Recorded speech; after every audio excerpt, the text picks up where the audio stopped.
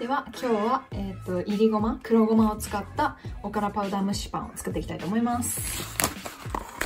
このごまとおからパウダーと卵とオーガニックココナッツシュガーを使っていきます。うわー、失敗した。殻が入っちゃった。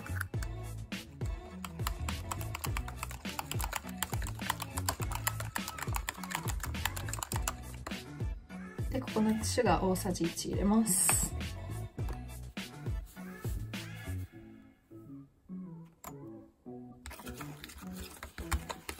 で、この間っていうかさっき作ったトトロのごまプリンのごまが結構余ってるので、そのごまも一緒に入れていきたいと思います。で、豆乳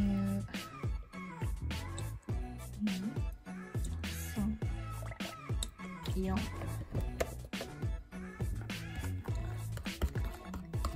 で、ごまの方に少しゼラチンも入ってると残ってると思いますのでね、ちょっとどうなるかやってみましょう。よ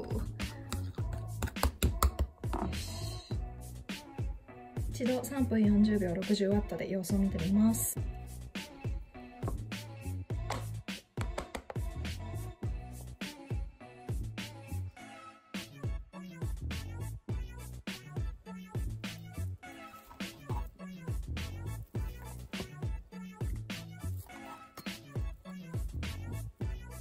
前よりふわふわですね。ではこちらの黒ごま蒸しパンいただきたいと思います。どうでしょうね。前より全然ねふわふわにできたと思います。いただきます。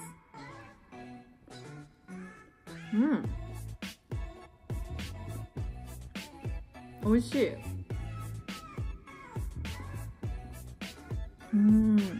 これが蒸しパンだわ。これすごいふわふわしてるし、砂糖も最初にちゃんと入れたんですごい甘いし、ごまのね食感も楽しめて、これすごい成功です。美味しいです。